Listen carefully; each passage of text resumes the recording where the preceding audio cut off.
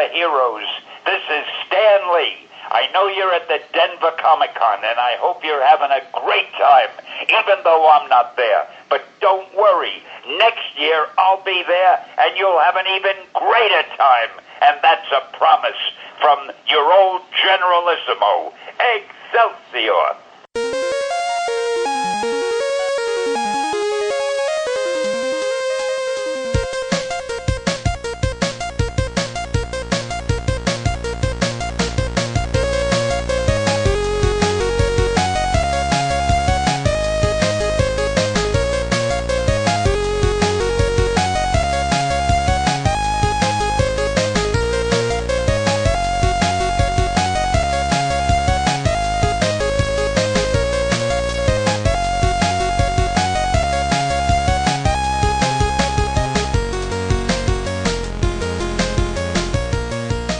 Welcome to Radio DMG. I am your host, Philip Wesley, the Mile High Mouth. Today is Thursday, May 23rd, 2013, and you're probably listening to this either tonight or tomorrow. So, what are you in for today? Well, let's see. We have an interview with let me check my notes. David Vincent from Animeland Wasabi 2013. We have a musical ration, then a newsity episode stuck in here a little bit, and then another musical ration. So there you go. That's what we're doing today. It's gonna be good. So stick around and let's get right down to it. Okay? And welcome back to Radio DMG. I'm your host, Philip Wesley, the Mile High Mouth, and I'm over here at Animeland Wasabi 2013 with David Vincent. So, David, who are you and what do you do? Okay, well, again, my name is David Vincent, and I am a voice actor. I'm a professional voice actor based out of Los Angeles, California. Quick side note, I'm actually from Denver. I spent my teenage years in Arvada, went to Arvada High School, and graduated from CU Boulder before moving to New York City and then on to Los Angeles. But for those of you listening, I'm a voice actor, and some of you may know me from anime titles as well as video game titles. Some of my anime titles are, I've got Blue Exorcist coming out, and I play Arthur Auguste Angel. You may know me from Code Geass, where I played Lee Shinke. In Durarara, I played Seiji Yagami. In a new anime that I have coming out is Fate Zero, where I am playing Archer / Gilgamesh, and I also played Assassin in Fate Stay Night. However, the majority of people will know me from two animes. One is Vaughn from Gun Sword, and the other is Grimjow Jaggerjack from the hit series Bleach. Yes, Grimjow Jaggerjack. And then, as far as video games, some of the more popular video games that I've done, I am Gene Kisaragi and Hakumen, both in the hit series Blaze Blue. And then in Dead or Alive 5, I played the character Elliot. And in Halo 4, I was a Gruff Marine. Final Fantasy, I was Kais in the Crystal Bears, as well as Castlevania. I was Richter Belmont in Dracula X Chronicles. And then, let's see, if you're a Tekken fan, you would know me as Martial Law in the hit series Tekken. And then in Street Fighter 4, I play T-Hawk. And then, of course, Resident Evil Revelations, I do the voice for Raymond Vester. And then, last but not least, and there's plenty more, but I won't bore you guys with the long list, but I do Richard in Tales of Grace's F. Lots of, like, the Tales games are pretty great, too, and all that, yes. Yeah, it's a pretty widespread series. So, why did you leave Colorado? Why did you leave Arvada and Boulder, that area there? Well, I love Colorado. I loved living here. I loved being here. But I knew for me that what I wanted to do for a living in my career, that I had to move elsewhere to pursue it. I got my degree in journalism from the University of Colorado at Boulder, and I just knew that I wanted to give comedy and stand-up and sketch comedy and theater and acting a shot. And so what I did is I moved to New York City after after I graduated from college, and I did a lot of theater. I did a lot of stand-up. I did a lot of sketch comedy, and that's actually how I got my start in voice acting. Were you part of a sketch comedy group? I was part of a sketch comedy group. I was. We called ourselves back then the Latex Bagels. Oh, so it's kind of like pastry. And sex. Exactly. Pastry sex. Pasty and pastry sex. Yes. So, did you play any of the clubs or anything, I was did. it just with the sketch group? With the sketch group, I did. I did Caroline's Comedy Nation in Times Square. I did Catch a Rising Star. I did the Duplex. And actually, the club that I got my start in, I was at a little place in Times Square called Don't Tell Mama. And I was doing a sketch there where I was making fun of TV commercials, so I was doing 100 different voices. And I had a gal come up to me after my show, and she says, that's really great. Do you have an agent? And I said, no, actually I don't. And she says, well, here's my card. You need to call me. And it turns out that she was a talent coordinator for a major Madison Avenue advertising firm. So she gave me a couple interviews with some voiceover agents, and one of the agents sent me out on my first voiceover audition for a radio commercial, which for Rolling Rock Beer. And the very first commercial I went on, I booked. So, and that's how I got my start in the world of voiceover. So, what did you do in Broadway? I didn't do any on-Broadway shows. I did off-Broadway shows. I did a lot of theater. I did a ton of theater in New York. Just a number of different plays. I did Dracula, actually, where I met my one of my best friends, and you'll know him as his name is Michael Rosenbaum. He played Lex Luthor in the TV series Smallville. And he and I actually met doing Dracula on stage in New York, and we hit it off, became great friends, and he and I were actually roommates in New York for a number of years.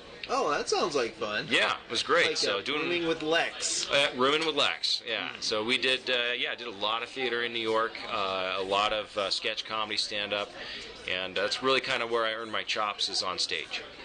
So, you went with a degree in journalism. I did. Why did you pursue journalism, not like another vocal art? Philip, that's an awesome question. I'll tell you exactly why I did that, is because I had one shot at going to college, okay? My family, my sister and I are the first two that actually went to a four-year university and graduated. And there are a long list of circumstances that allowed us to finally have that opportunity. I knew I loved acting. I knew I loved performing. So for me, I had the opportunity to audition. The great thing about CU Boulder is that the theater department allowed people who weren't majors to audition for all the plays. So I decided to get my degree in something else at the same time while I was at school. I auditioned for everything in the theater department, and I did a ton of plays while I was there. So for me, it was really the best of both worlds. So, did you ever consider doing newscasting or so with I did. I actually did my internship. I had my emphasis in meteorology, and I did my internship with KUSA, Channel 9. And I did my internship with, he was the weatherman at the time, Mike Nelson, and I hope that I'm really not dating myself here. Oh, that's okay. But at any rate, I did it with Mike Nelson. He was just a amazing person to learn from, and the folks at KUSA were outstanding. It was a wonderful place to do my internship. I did, and I actually even had interest from a small station to have me come in and do... be a weekend weather anchor and then a reporter during the week. However, I knew that I was 22 years old, fresh out of college. I decided to move to New York instead, and if I decided I wanted to go with the route for journalism, I could, of course, always go back to that. So that was really my decision-making and thought process back then. So what did you do to sustain yourself between jobs in New York? Because it's not exactly a cheap city at all. No, it is not cheap at all. I worked a lot of jobs, just the same way everybody does when you start out. I waited tables for a little bit, quickly discovered that I am, in fact, the world's worst waiter on planet Earth. I took all sorts of odd jobs. I did I sold emergency classes for CPR classes to corporations. I sold or I set appointments for different businesses. Telemarketing, those types of things. So I did just a lot of different types of jobs. I PA'd quite a bit, a production assistant on movies and TV shows. So really, I just took anything that I could to earn enough money to live and continue to pursue my career. So I've noticed, like, looking at your resume, most of those are out of L.A., aren't they? They are. So did you end up moving from New York to L.A., or did you... I did. I was in New York for 5 years, and then actually had a job that brought me out to Los Angeles, but I wound up moving to Los Angeles. And yeah, the majority of the stuff that I did in New York was really stage. I didn't get into television and film and things like that, and actually until I moved to Los Angeles is when that work started coming on. Although my first animation credit I did get in New York, and I don't know if you will recall the celebrity death matches on MTV. Oh, excellent. Yeah, I did the voice of Puck from The Real World in San Francisco in the celebrity death match. So that was my first animated gig. So you got to work a little bit with MTV and their animation. Yeah, I did. Stuff. I did. The claymation, yeah. Yeah. Claymation was really cool. Man, that's one of those where I wish they'd put out on DVD, you know? I know. You know, I'm sure it's somewhere online. You can find it, but yeah, it was neat. Actually, as a matter of fact, I think it is online. It's probably on YouTube somewhere. Yeah, probably. Probably not completely legally, though. No. So, moving out to L.A., did you do work with the union? Did I what? Voice Actors Union over there? Well, it's really the unions are the same for voice acting and for acting on camera. I do acting on camera as well. I was just on The Mentalist playing Agent Germain. But the unions, there was the two unions that directly affected us, and that was the Screen Actors Guild and AFTRA, which stands for the American Federation of Radio and TV Artists. And they recently just combined forces. But no, I've been a member of both of those unions long before I moved to LA. When I started working in New York in voiceover, the majority of the stuff that I was doing was radio and TV commercials, and those are under those unions. So I've been union for quite many years, long before I actually moved to Los Angeles. And that's actually funny because I was just doing a panel, and of course, a lot of the folks will know me from the animation and the video game work that I do. But I was telling them, I'm like, you've probably heard me 100 times, but you just don't realize it's me, because I'm the guy going, Kmart, lowest sale prices every time. And they just don't realize it. So. Yeah. So, going back to some of your radio work and such, do you prefer, and also your on-camera work, do you prefer on-camera work or off-camera work? I like them both. I like them both equally. It's fun to do on-camera work. It's a different ball of wax than voice acting. Because obviously you're on screen and everything that you're doing is there. When you're acting, you're open to being scrutinized. Yeah, people are saying I either believe you or I don't believe you when you're acting, and you're doing a performance. You're either believable or you're not. So when you're acting on camera, you got to be completely believable. Same goes with physically. Okay, and now same goes with voice acting. You still have to be believable. But at the same time, in order to reach a certain level of performance, I can kind of bounce around in the booth and not really worry about what I look like as much, because I'm not being seen on camera. It's the animation or whatnot that's being seen on camera. I find them both equally enjoyable. I would imagine the freedom of movement in that would actually help quite a bit with video games, because a lot of other voice actors we've talked to who do video games, pretty much it's all screaming, isn't it? A lot of it is. A lot of it is screaming, but you know what else a lot of it is it's voice acting, but it's reacting. Yeah. Yeah, exactly. It's what does it take like? What does it sound like when you get punched? What does it sound like when you get punched in the solar plexus? What does it sound like when you get kicked in the face? What does it sound like when you get electrocuted? When the zombie eats you. Exactly. That's not a spoiler. Don't worry. Not a spoiler. Yeah. But doesn't get eaten by zombies. There's a scene that I did in Resident Evil Damnation, the movie, the 3D movie. And, you just mentioned spoilers. I don't want to spoil it, but I just voiced for a character who gets attacked by one of the bad guys. And it was really intense scene because how do you voice what this sounds like to have some monster shoved down your throat? Oh, and you have to come up with that vocalization for it and make it real, so... It's like, yeah, I bought all those, too. Because, like, the animated Resident Evil stuff is pretty great. It is, especially in my opinion, and not just because I'm in it, but the last one that came out, the animation was... We did all the facial capture as well, and it was animated in English. As opposed to Japanese, where the mouth flap was really off. This was animated in English, and so the mouth flap matches is much stronger with this go round. So, and the animation is just gorgeous. Oh yeah, so especially like with the little East European locales that they put for that one. Yeah, absolutely, good, yeah. Absolutely. So going back to like you've been to New York from Colorado to New York to LA. Mm-hmm. How does that affect your time or communication with your family? That's it affects it greatly. My family actually have all since moved from Colorado. My mother lives now in Missouri. One of my brothers lives in Missouri. Actually, both of my brothers live in Missouri. My sister lives in Austin, Texas. And then all my other relatives, they're really all over the country. So it does. It affects it greatly. We don't get to see each other as much as I would like to. But that's the career that I chose, that I have to live in the city that I live in to do what I love to do. We have actually made it a point now that every summer, in the month of July, we have got a huge family reunion. Not just my immediate family, but also cousins, aunts, uncles, and we get together at least once a year. So that sustains me, and then also we have tried to see each other over the holidays as well. So it's just really buying more plane tickets is pretty much it. It's just buying more plane tickets. It just gets more expensive. Yeah, that's it. But we still see each other quite a bit. So going back to,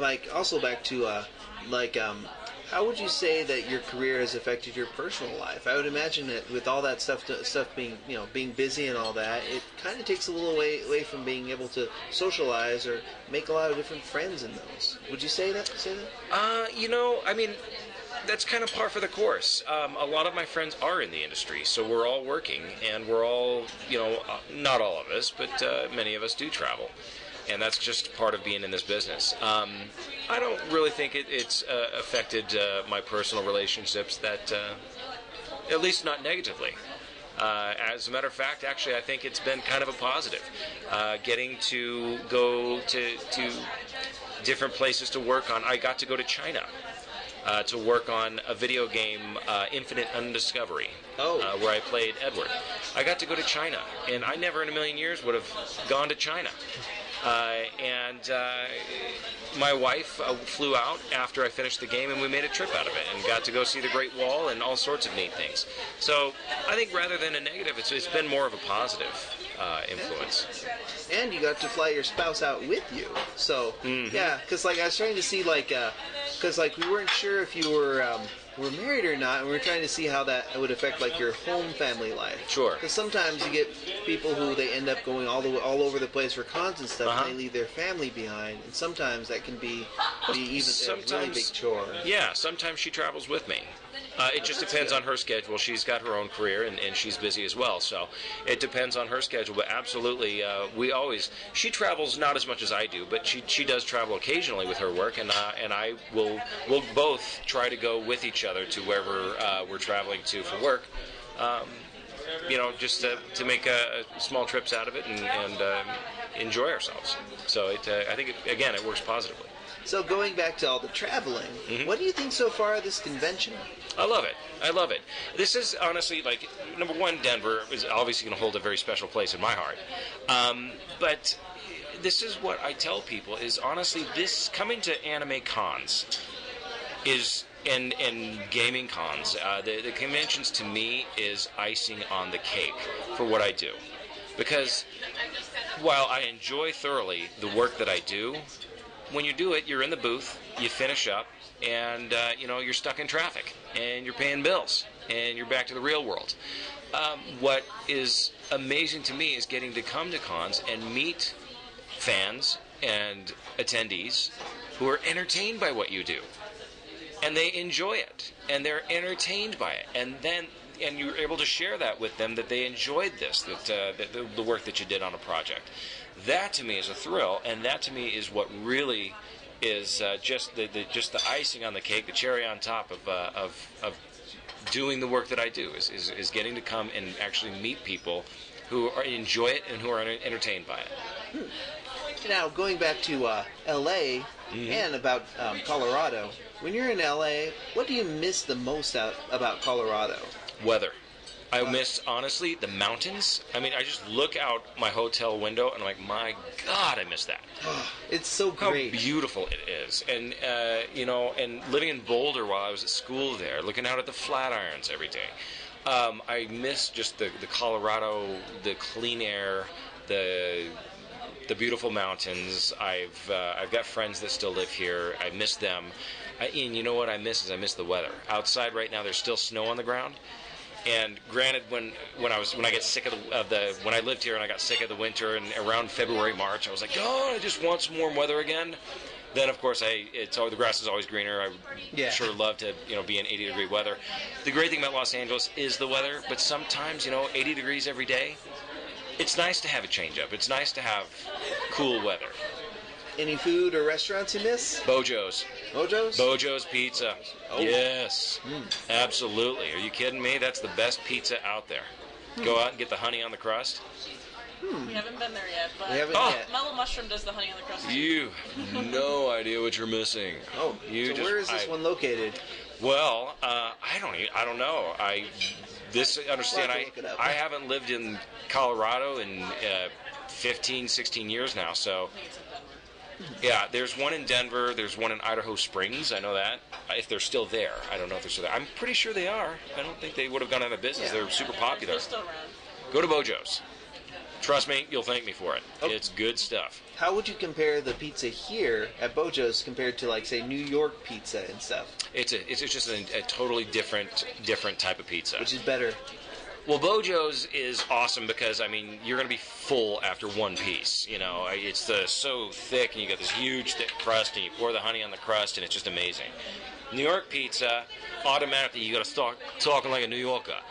You're going to go get a slice of Ray's. Ray's pizza is good, No, I'm kidding, but it's amazing. I mean, New York pizza, you can't go wrong. And there's a pizza joint on every single corner, and you go and you get a slice, for $1.50 or whatever. So it's great. I mean, I lived off of pizza when I lived in Manhattan.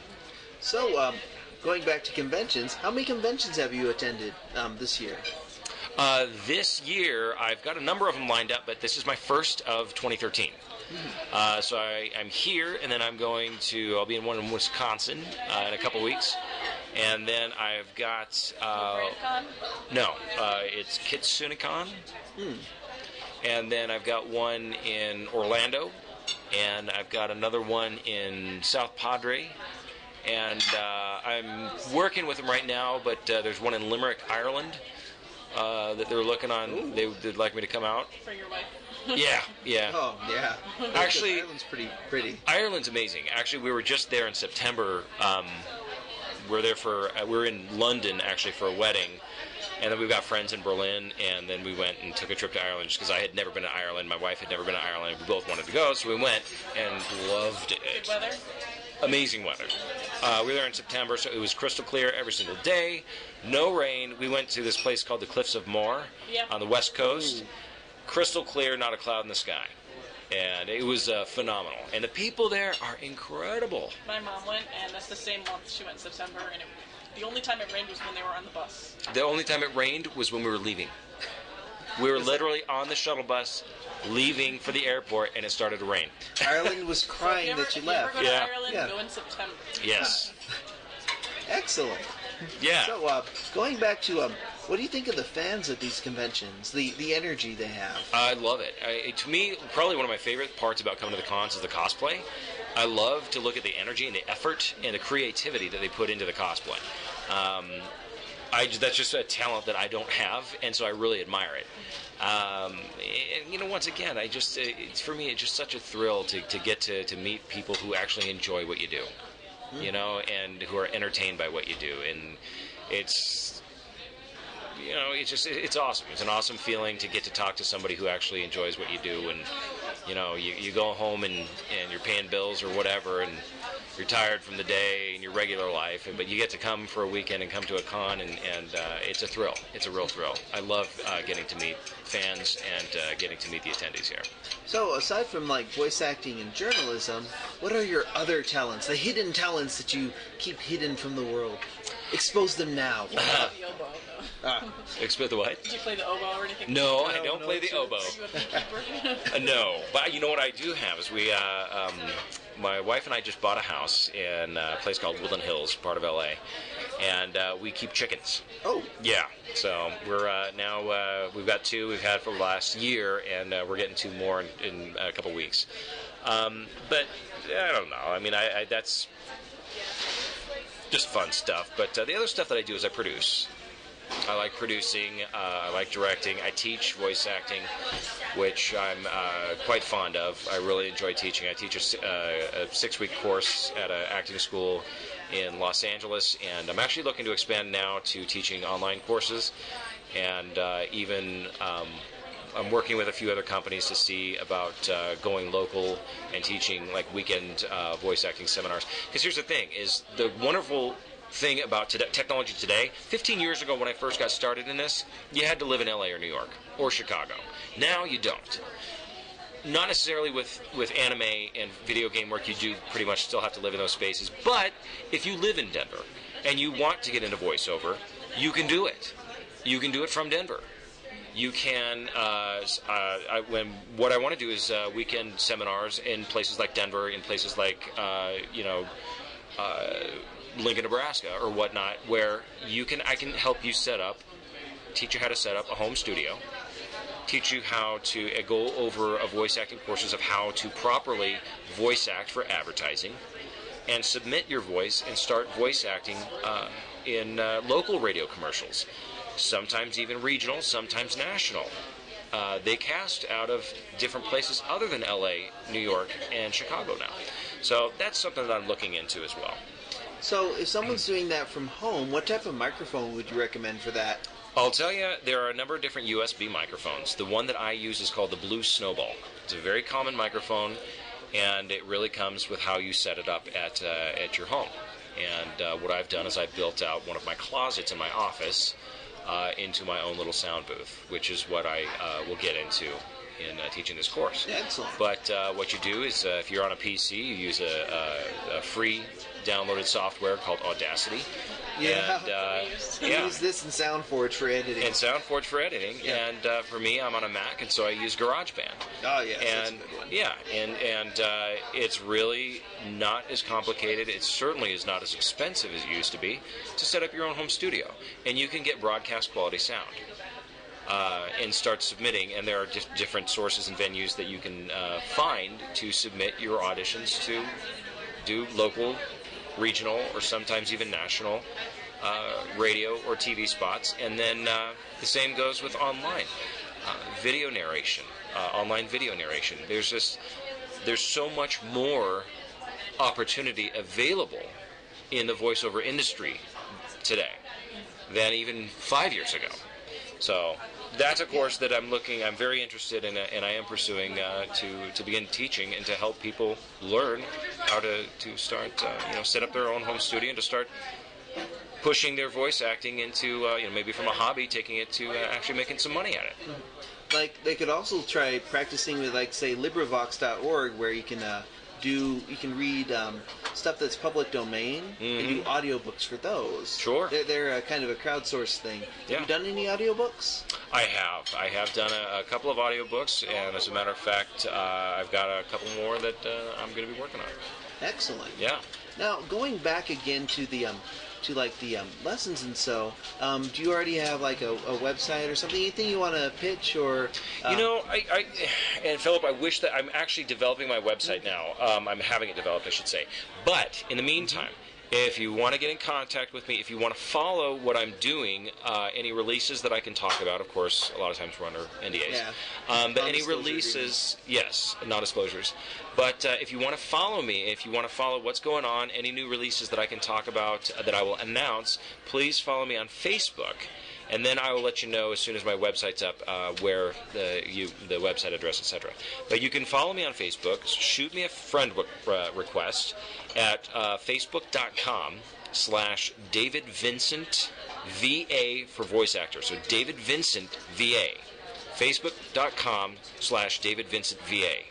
And I will shoot you or accept a friend request, and you can start following me, and I'll keep you guys up to date on what's happening with me and the different things that I'm doing and involved with, including online and local voiceover acting courses.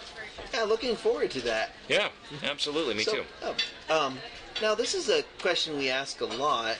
If you've noticed, like, a lot of the energy that you see here at the convention, you see a lot of people who are bustling and hustling with energy at the convention, just everywhere, social butterflies. Yes. But when they get out of the convention to their normal lives, to their school or their job or so, they tend to clam up and to go into themselves and become more introverted. Mm-hmm.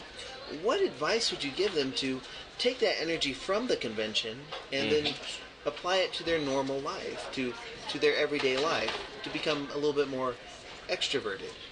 You know, that's a really good point. And a lot of that, Philip, will also just come with maturity. A lot of the attendees are younger.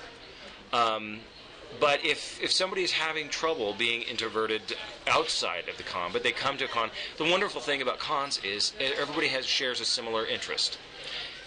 And what most people don't realize is that we all feel like insecure,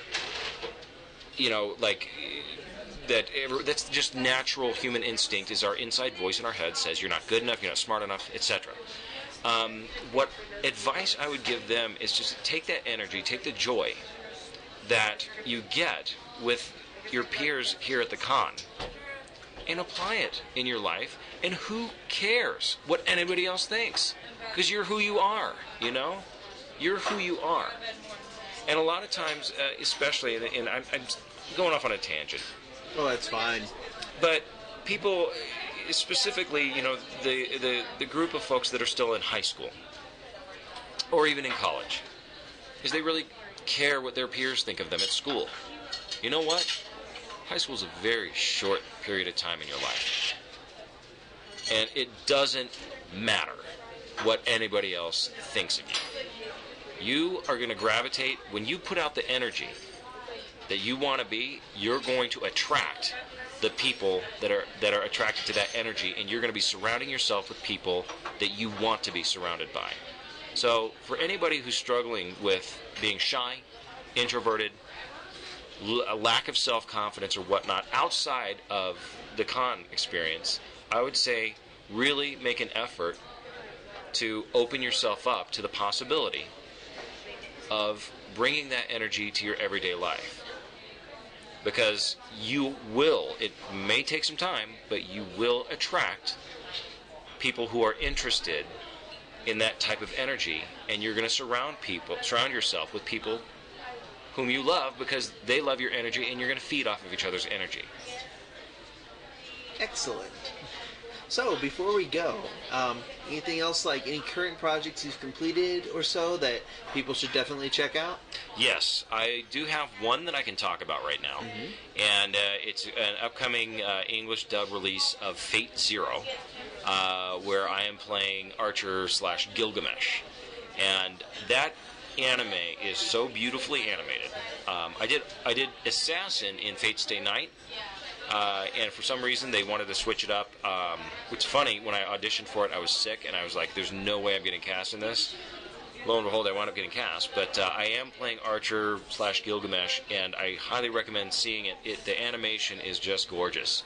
And, of course, it's just an amazing story. So I can definitely promote that one. Please, please go see it. Please, download it or watch it legally, please. Yes. Buy it in stores. Buy it in stores, or watch it online legally in Neon Alley or wherever. And I believe that's the only one that I can really talk about right now. I do have, of course, other stuff coming out, but I can't. I'm still under contract that I can't discuss it. Well, thank you so very much for the interview. Absolutely. You got it. My pleasure. Yeah, this has been Philip Wesley with Radio DMG, and I've been here at Anime Land Wasabi 2013 with David Vincent. And good night.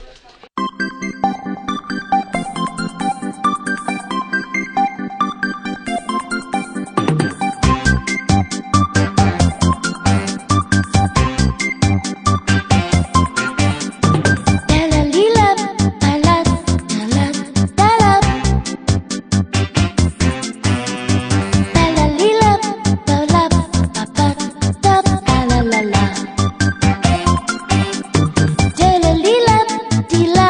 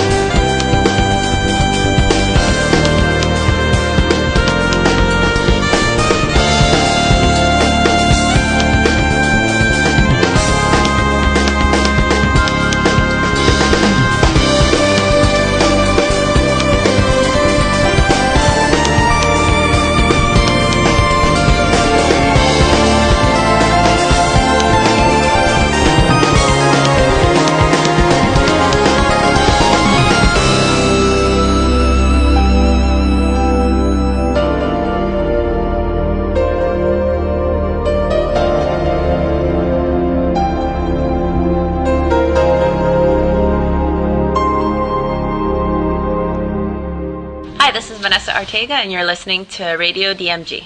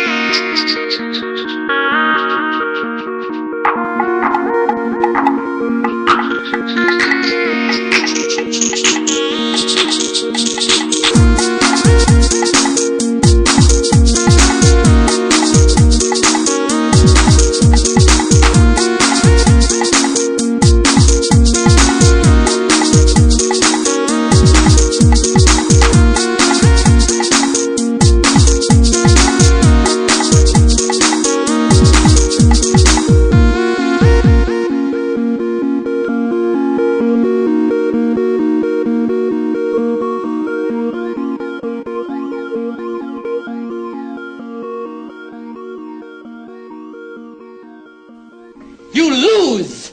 Good day, sir.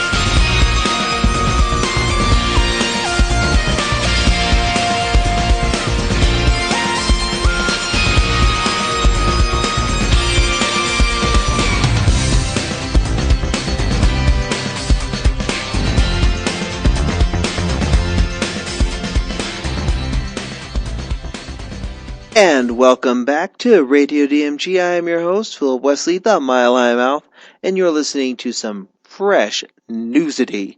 So, what happened in this weekend, or rather the last time that we talked? Let's see, Nintendo announced that on June 11th at 7 a.m. Pacific Time, they will have a Nintendo Direct about the Wii U.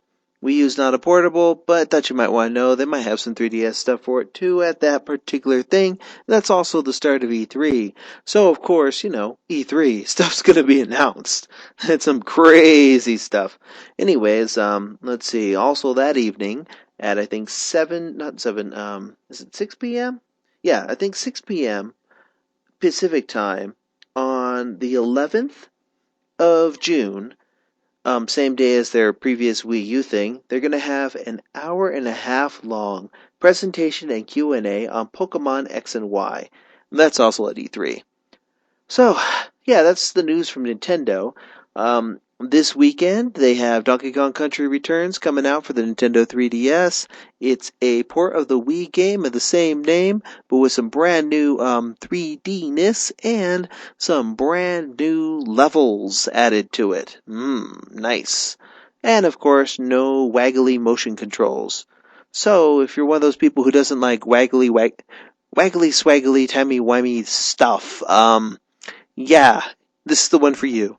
You can take all that hot, sweaty monkey action from the Wii game and put it in your pocket. That's this Sunday. Okay, let's see. Sony didn't announce anything really. Haven't announced anything other than that there will be some PlayStation Vita games at E3 that they expect will be exciting. So, we'll see. Now, the other thing. So tired. Like bored. So bored. Wait, I know why I'm bored. Microsoft announced the Xbox One. Now, the Xbox One is their brand new console out this year. Higgledy-biggledy specs. It requires you to have the Kinect on at all times for it to actually operate. It uses the cloud every 24 hours. It checks to make sure that all your DRM licenses are fine. They didn't show off any games really for it. They just showed off a Call of Duty game and some other game called Quantum Break that was like, oh look, this is FMV. Yay, good. Overall, I'm just so bored of that. God. Anyways, the exciting thing was they had, now the trigger buttons have rumble features in them, so they'll fight you a little bit when you're pressing them, which is nice. And, the system itself is, when it's asleep, it's still transmitting. Essentially, it's a expensive box that won't play any of your old Xbox 360 games, or any of your old Xbox games. And it requires you to have an internet connection. Not always on, mind you, but at least once every 24 hours. And it's got a big bulky camera thing that either goes on top of your TV, crushing your hopes and dreams, or under your TV where it crushes and breaks and is probably expensive to replace. Anyways, it was just exhausting. I watched the whole thing, right? The whole presentation, and they're just like, sports from EA. It's in the game. Oh, and yeah, if you want to buy a used game for this, you're going to have to pay an additional fee. Let's say you let somebody borrow a game. Unless they sign in as you on your account, they also have to pay a fee, because it's a privilege, according to Microsoft, to be able to play your games. They're like, you have our permission to play your games that you purchased on your system that you purchased. There's nothing nefarious about that at all. Ugh. The X-Bane is just, it's also a hideous box. It looks like a Laserdisc player. It has Blu-ray. That's a big thing, I guess, and it's apparently powerful. But I was hoping they'd announce some kind of handheld. I really want to see what they would do with handhelds. But seeing what they do with their console, maybe it's a good thing that Microsoft never makes a handheld. I mean, knowing them, they'd have something like, this is a handheld where if it doesn't read your fingerprints at least once every 24 hours, it'll explode in your pocket or wherever you put it. So you have to make sure that you log in on Xbox Live, which you're still going to have to pay for, and then touch the screen of your handheld and caress it lovingly. Otherwise, it will destroy you. But yeah, I don't really see the appeal of the Xbox One. I mean, I really don't want an always-on camera with a microphone that can, by the way, do voice and facial recognition, sitting in my living room at all times, watching me do naughty things to the couch. On the couch. Not to the couch. Not to the couch. On the couch. Anyways, man, it's been a boring week. Except for a few things. We're gearing up for our Denver Comic-Con coverage, and Denver Comic-Con announced today that their lead guest, who they announced last year at the end of Denver Comic-Con 2012, Stan Lee, will not be able to attend it. He has to film something, or they're saying he has to film something. I kind of suspect it might be health problems. I mean, the guy is 90. And he does a lot of these conventions, and if he can't make a convention, he can't make a convention. Which is kind of bad because they already sold a bunch of people tickets, and they're like, it kind of sucks. But, you know what? They got William Shatner instead. William Shatner, Kirk, James T. Kirk, and other stuff he was in. That guy. And that's cool. I didn't pay anything to go see Stan Lee or anything like that, so I'm kind of indifferent to this. But I look at it this way. You know what? William Shatner is cool too. I know there will be people who'll be very disappointed that Stan Lee will not be able to make it to Comic-Con this year in Denver. But you know what? Things do happen. Especially since they planned this so far ahead in advance. Sometimes nature finds a way. Whether it's breeding raptors, or causing Stan Lee to not show up to Denver Comic-Con. Life finds a way. But hey, we're getting William Shatner. Come on. He's cool. Come on. He's cool. And I'm sure they're working very, very hard on other stuff too. And there's a lot of great guests there. I mean, Steve Wiebe will be there. The guy from King of Kong. And so will Walter Day from Twin Galaxies. And a bunch of other people. Is it Walter Day? I don't remember. Walter something or other. There's Felicia Day. And Will Wheaton might show up. But yeah, that's the news. And we'll see you on the other side after some more musical rations. I'm your host, Philip Wesley. And see you later. And scene.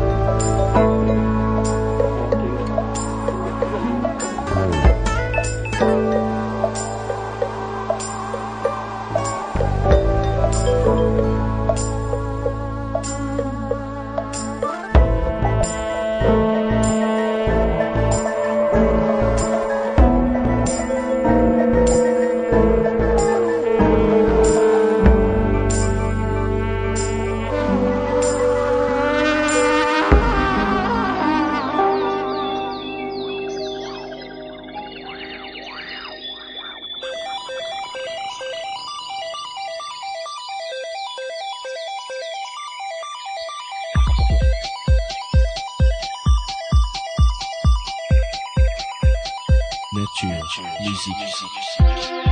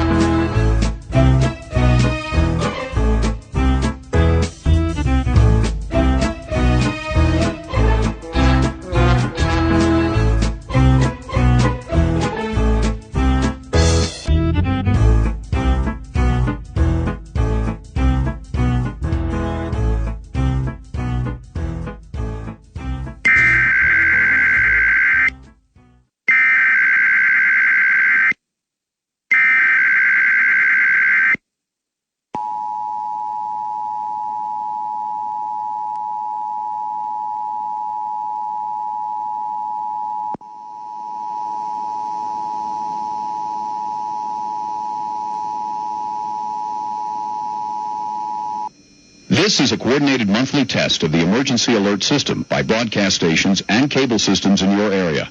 If this had been an actual emergency, an official message would have followed the alert tone. This concludes the test of the emergency alert system.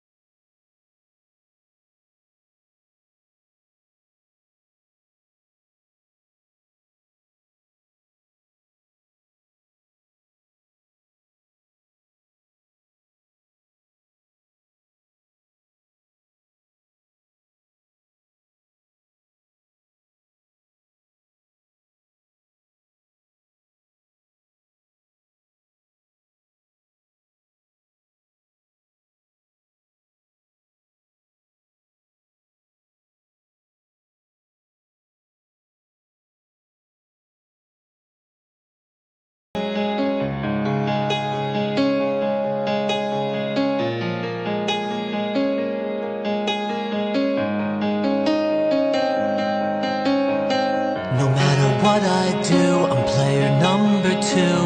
The peach, if I rescued you, you'd never be captured again. We could play golf or race our carts. I'd take a red shell to the heart. But Peach, are we just friends? We could float down, down, down with your umbrella, and in your castle each night I'd tell ya, dear Peach, wherever you go, I won't let you be in a world alone. Dear Peach, what will it take for you to stop repeating past mistakes? Dear Peach, in my dreams I hold you close to me. Love, Luigi. Love, Luigi. I only need 8 bits to know this is it. In a perfect world we'd never split. Oh Peach, I have no doubts. I'd never leave to do some shrooms. I'd find a gold star just for you, so no one can hurt you now. We could float down, down, down with your umbrella, and in your castle each night I'd tell ya, dear Peach, wherever you go, I won't let you be in a world alone. Dear Peach, what will it take for you to stop repeating past mistakes? Dear Peach, in my dreams I hold you close to me. Love, Luigi. Love, Luigi.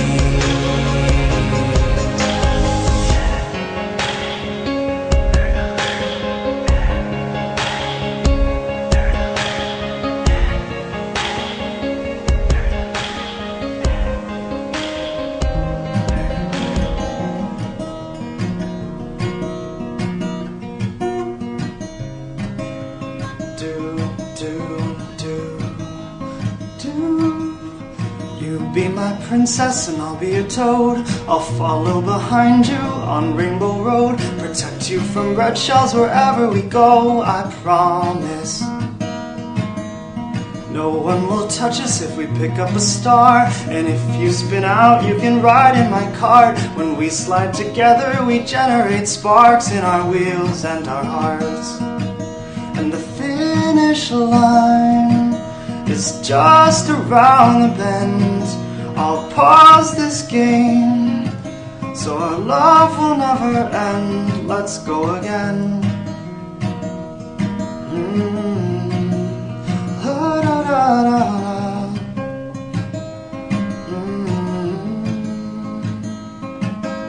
The blue shell is coming, so I'll go ahead.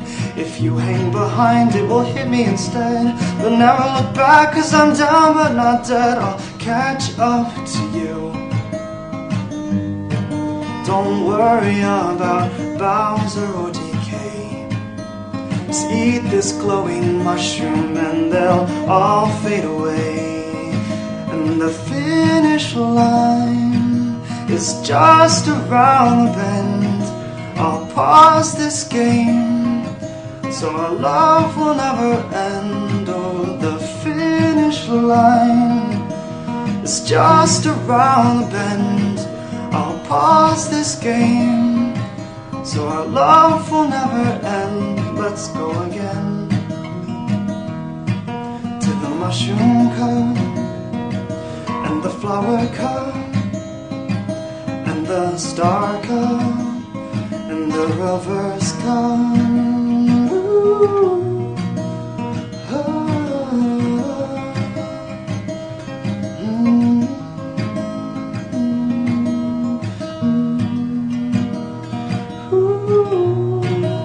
Walla walla walla walla walla walla walla walla Luigi.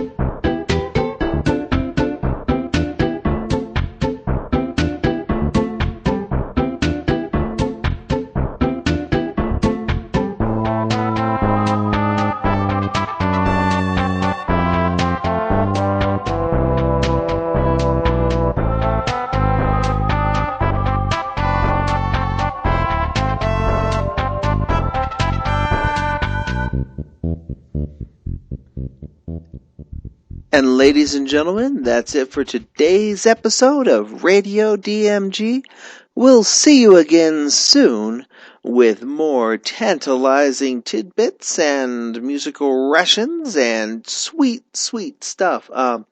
We will have some Denver Comic Con coverage. We'll also have our audio from Sauna, the Summit on Anime in North America. If you read our article on Sauna at the site, you know you've been wanting to hear what was said. And guess what, ladies and gentlemen? We got the hookup. Oh, we do. It's like you're in the audience with us. And yeah, you get to sit next to me and I get to annoy you. Anyways, that's what we're doing next episode, which might be really soon. In fact, Memorial Day weekend's coming up, so we might even have a few episodes for you, our loyal listeners. So I'm your host, Philip Wesley, the Mile High Mouth, and I'm going to sign out for today's Radio DMG. Remember, ladies and gentlemen, spay or neuter your fangirls and boys. And actually, that doesn't really sound like a good out thing, you know? I'd always be like, thank you, or something, or now you know the rest of the story. And I really need to think of something I can say at the end of these, because toodles or good night or stay classy. All those are kind of contrived, so I'll figure something out, ladies and gentlemen. So, see you later, and good night.